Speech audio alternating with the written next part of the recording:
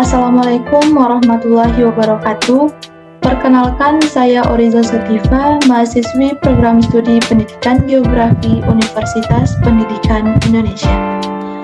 Nah, pada video kali ini, kita akan membahas materi pembelajaran mengenai geografi sumber daya lahan dengan topik bahasan yaitu mengenai konsep evaluasi dan klasifikasi kemampuan lahan yang diampu oleh Bapak Profesor Dr. Darsi Harjo, MS. Sebelum kita masuk ke dalam materi pembahasan, apakah dari teman-teman sudah mengenal gambar di samping? Ya, mungkin sebagian teman-teman sudah ada yang mengenal, bahkan ada yang belum. Adapun tujuan dari ilustrasi gambar berikut, yaitu untuk mengetahui konsep kemampuan lahan. Adapun materi akan kita bahas dalam konsep kemampuan lahan, yang pertama yaitu mengenai evaluasi kemampuan lahan. Apa sih evaluasi kemampuan lahan itu? Nah, di sini dijelaskan bahwa evaluasi kemampuan lahan merupakan salah satu upaya untuk memanfaatkan lahan sesuai dengan potensinya. Penilaian potensi lahan sangatlah diperlukan, terutama dalam rangka penyusunan kebijakan, pemanfaatan lahan, dan pengelolaan lahan secara berkesinambungan. Yang kedua yaitu mengenai klasifikasi kemampuan lahan. Klasifikasi kemampuan lahan sendiri bisa disebut sebagai penilaian komponen terhadap lahan.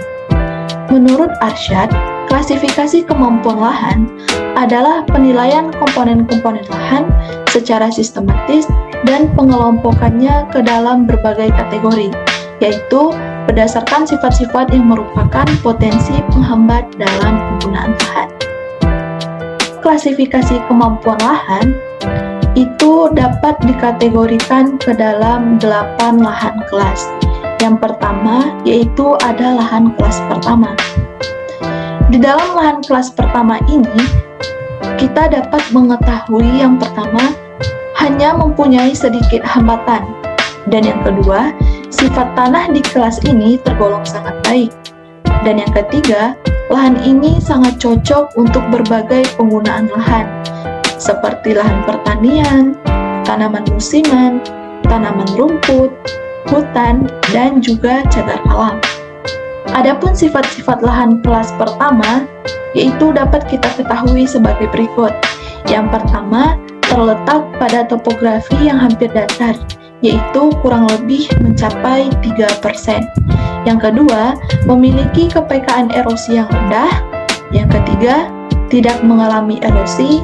Yang keempat, mempunyai kedalaman efektif yang dalam. Yang kelima, memiliki drainase yang baik.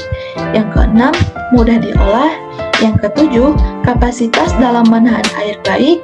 Yang kedelapan, subur dan responsif terhadap pemupukan. Yang kesembilan, tidak terancam banjir. Dan yang kesepuluh, yaitu iklim setempat yang sesuai bagi pertumbuhan tanaman. Selanjutnya kita masuk ke dalam poin kedua, klasifikasi kemampuan lahan, yaitu lahan kelas 2. Di dalam lahan kelas 2 ini dapat kita ketahui yang pertama yaitu lahan mempunyai sedikit penghambat. Adapun penghambat di sini yang dimaksudkan adalah penghambat yang dapat mengurangi pilihan penggunaannya dan memerlukan tindakan konservasi tanah yang sedang. Dan yang kedua, membutuhkan pengelolaan secara berhati-hati. Dan yang ketiga, lahan ini sesuai untuk penggunaan tanaman semusim, tanaman rumput, padang pengembalaan, hutan produksi, hutan lindung, dan cagar alam. Adapun faktor penghambat dari kelas 2 yaitu sebagai berikut. Yang pertama, lerengnya yang landai, kepekaan erosi, kedalaman tanah efektif agak dalam, struktur tanah dan daya olah agak kurang baik. Yang kelima yaitu salinitas ringan sampai sedang atau terdapat garam natrium yang mudah dihilangkan, meskipun besar kemungkinannya akan timbul kembali. Yang keenam, kelebihan air dapat diperbaiki dengan drainase akan tetapi tetap ada sebagai pembatas yang sedang tingkatannya. Adapun faktor penghambat yang ketujuh, yaitu keadaan iklim agak kurang sesuai bagi tanaman dan pengelolaannya. Adapun contoh yang dapat kita ambil dari lahan kelas 2, yaitu apabila tanah yang sedang dalam lereng yang landai yang terancam erosi, sedang jika dipergunakan untuk tanaman semusim, mungkin memerlukan salah satu atau kombinasi tindakan seperti guludan, penanaman dalam jalur, pengelolaan menurut kontur, pergiliran tanaman dengan rumput dan leguminosa, dan pemberian mulsa. Selanjutnya kita masuk ke dalam klasifikasi kemampuan lahan kelas ketiga. Klasifikasi lahan kelas ketiga ini dapat diketahui bahwa yang pertama, tanah-tanah dalam kelas ketiga mempunyai hambatan yang berat. Yang kedua, lahan kelas ketiga dapat digunakan untuk tanaman semusim.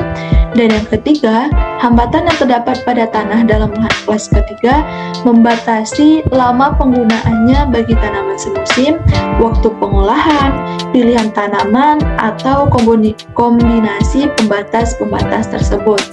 Faktor penghambat dari kelas ketiga yang pertama yaitu lereng yang agak miring atau bergelombang, yaitu lebih dari 8-15%. Yang kedua, kepekaan erosi agak tinggi sampai tinggi atau telah mengalami erosi sedang. Yang ketiga, selama 1 bulan setiap tahun dilanda banjir selama waktu lebih dari 24 jam. Dan yang keempat, lapisan bawah tanah yang permeabilitasnya agak cepat. Yang kelima, kedalamannya dangkal terhadap batuan, lapisan padas keras, lapisan padas rapuh, atau lapisan liat padat yang membatasi perakaran dan kapasitas simpanan air. Adapun faktor penghambat yang keenam, yaitu terlalu basah atau masih terus jenuh air setelah didrainase. Yang ketujuh, kapasitas menahan air rendah. Yang kedelapan, salinitas atau kandungan natrium sedang. Dan yang kesembilan, kerikil dan batuan di permukaan sedang atau hambatan iklim yang agak besar. Ini kita masuk ke dalam klasifikasi lahan kelas keempat. Di dalam klasifikasi lahan kelas 4 ini, dapat diketahui bahwa pengelolaan lahan lebih hati-hati dan tindakan konservasi tanah lebih sulit diterapkan dan dipelihara. Yang kedua, lahan di dalam kelas 4 dapat dipergunakan untuk tanaman semusim dan tanaman pertanian pada umumnya, seperti tanaman rumput, hutan produksi, padang pengembalaan, hutan lindung, atau suaka alam. Adapun faktor penghambatnya seperti berikut. Yang pertama, lereng miring atau relief berbukit. Yang kedua, kepekaan erosi yang besar. Yang ketiga, pengaruh erosi agak berat yang telah terjadi. Yang keempat, tanahnya dangkal. Yang kelima, kapasitas menahan air yang rendah. Yang keenam, sering tergenang yang menimbulkan kerusakan berat pada tanaman. Selanjutnya, kelebihan air dan ancaman kejenuhan atau penggenangan terus terjadi setelah didrainase. Selanjutnya, salinitas atau kandungan natrium yang tinggi. Dan yang terakhir, keadaan iklim yang kurang menguntungkan, sehingga pada peta kelas kemampuan lahan kelas keempat biasanya diberi warna biru. Selanjutnya kita masuk ke dalam lahan kelas yang kelima. Di dalam lahan kelas yang kelima, dapat kita ketahui bahwa tanah di dalam lahan kelas kelima yaitu mempunyai hambatan lain. Yang kedua, tanah ini terletak pada topografi datar. Adapun contoh yang dapat kita ambil dari lahan kelas kelima, yaitu yang pertama, tanah-tanah yang sering dilanda banjir sehingga sulit digunakan untuk penanaman tanaman semusim secara normal. Yang kedua, tanah datar atau hampir datar yang besarnya mencapai 90% permukaannya tertutup oleh batuan atau kerikil. Yang ketiga, tanah-tanah yang tergenang yang tidak layak didrainase untuk tanaman semusim, tetapi dapat ditumbuhi rumput atau pepohonan. Dan yang keempat, tanah-tanah datar yang berada di bawah iklim tidak memungkinkan untuk memproduksi tanaman secara normal. Ini kita masuk ke dalam klasifikasi kemampuan lahan kelas yang ke-6. Di dalam lahan kelas ke-6 ini dapat diketahui bahwa lahan dalam kelas ke-6 mempunyai hambatan yang berat. Yang kedua, lahan dalam kelas 6 ini mempunyai pembatas atau ancaman kerusakan yang tidak dapat dihilangkan. Adapun faktor-faktor perhambatnya dapat kita ketahui sebagai berikut. Yang pertama, terletak pada lereng yang agak curam. Yang kedua, karena adanya bahaya erosi berat. Yang ketiga, karena telah tererosi. Yang keempat, mengandung garam larut atau natrium. Yang kelima, berbatu-batu. Dan yang keenam, daerah perakaran sangat dangkal. Dan yang terakhir yaitu iklimnya yang tidak sesuai. Selanjutnya kita masuk ke dalam klasifikasi kemampuan lahan kelas yang ke-7. Di dalam kelas ke-7 ini, lahannya tidak sesuai untuk budidaya pertanian. Jika digunakan sebagai padang rumput atau hutan produksi, harus dilakukan dengan usaha pencegahan erosi yang berat.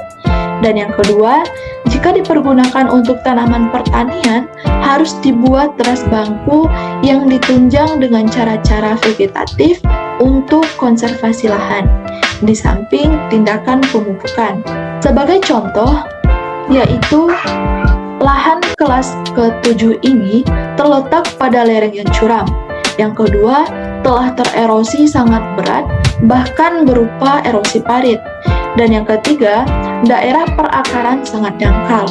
Pada peta kelas kemampuan lahan, lahan kelas ke-7 ini biasanya diberi warna coklat.